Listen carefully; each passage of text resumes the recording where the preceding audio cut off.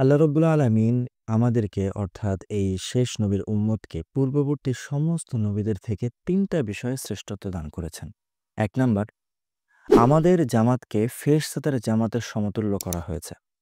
২ number, পুরো পৃথিবীকে আমাদের জন্য সেজদার জায়গা বানিয়ে দেওয়া হয়েছে। অর্থাৎ আমরা যেকোনো জায়গায় ওয়াক্ত হলেই নামাজ পড়তে পারব। ৩ নাম্বার, মাটিকে আমাদের জন্য পবিত্রকারী বানিয়ে দেওয়া হয়েছে যদি পানি না পাই। হাদিসের মধ্যে আসছে আল্লাহ রাসূল সাল্লাল্লাহু আলাইহি ওয়াসাল্লাম ইরশাদ করেছেন, মুমিন ব্যক্তির জন্য পবিত্র মাটি এটা ওযু স্বরূপ অর্থাৎ পবিত্রকারী, যদিও সে ১০ বছর পান না পায়। এই হাদিস থেকে আমরা স্পষ্ট বুঝতে পারি, যদি আমাদের অজু গোসলের দরকার পড়ে কিন্তু কোনো কারণবশত আমাদের পক্ষে পানি ব্যবহার করা সক্ষম না হয়, তো এমন পরিস্থিতিতে পবিত্র মাটি দ্বারা আমরা তায়াম্মুম করতে পারব। তবে এই ক্ষেত্রে সবচেয়ে বড় যে ভুলটা আমরা করে থাকি সেটা হচ্ছে তায়াম্মুমের উদ্দেশ্য ভুলে যাওয়া। তায়াম্মুমের উদ্দেশ্য স্বয়ং আল্লাহ রাব্বুল আলামিন বলেন, ওয়ালাকি ইউরিদু লিতুহহিরাকুম, বরং তিনি চান তোমাদেরকে পবিত্র করতে।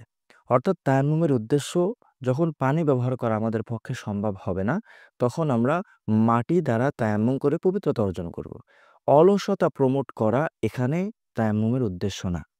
কিন্তু ম্যাক্সিমাম ক্ষেত্রে আমরা যেটা করি যে শীতকাল, সামান্য ঠান্ডা পড়ছে, সকালে ফজরের সময় পানি ব্যবহার করা আমাদের জন্য একটু কষ্টকর হবে।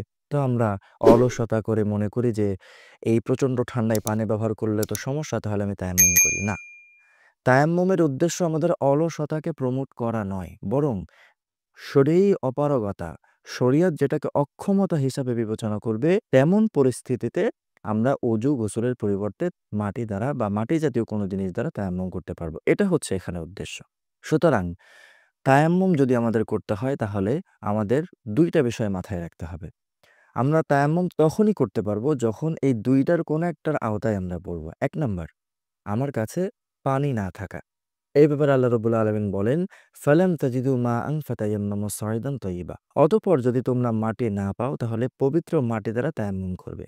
অর্থাৎ আমি যদি এমন কোনো জায়গায় থাকি যেখানে পানি নেই, এরকম পরিস্থিতিতে আমি কি করতে পারবো? পবিত্র মাটি দ্বারা অথবা মাটি জাতীয় কোনো জিনিস দ্বারা তায়াম্মুম করতে পারবো। এটা হচ্ছে ১ নাম্বার। ২ নাম্বার হলো, পানি আছে কিন্তু পানি ব্যবহারে আমি অক্ষম। এরকম পরিস্থিতিতেও আমি পানির পরিবর্তে তায়াম্মুম করতে পারবো। এ ব্যাপারে হাদিসের মধ্যে ইরশাদ হয়েছে, একবার এক সাহাবীর মাথায় আঘাত পেলে তার জন্য পানি ব্যবহার করা কষ্টকর হয়ে দাঁড়ালো। কিন্তু তার উপর গোসল ফরজ হয়ে গিয়েছিল। তখন সে অন্যান্য সাহাবীদেরকে জিজ্ঞাসা করল যে, আমি যদি পানির পরিবর্তে অন্য কোনো কিছু করি অর্থাৎ তায়াম্মুম করি তাহলে সেটা আমার জন্য হবে কিনা? পানি তো বিদ্যমান।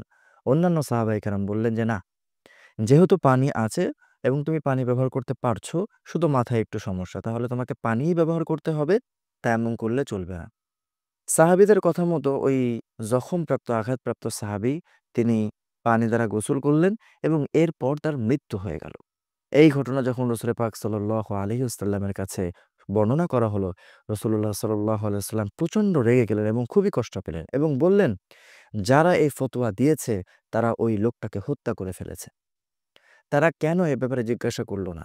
তাদের উচিত ছিল বিষয়টা আগে জানা, এরপর এই অনুযায়ী কথা বলা। এই মর্মান্তিক হাদিস থেকে আমরা এতটুকু তো বুঝতে পারি যে পানি আছে কিন্তু কোনো কারণে পানি ব্যবহার করতে যদি অক্ষমতা চলে আসে, তাহলে সেই পরিস্থিতিতেও আমি অজু গোসল না করে তায়াম্মুম করতে পারবো।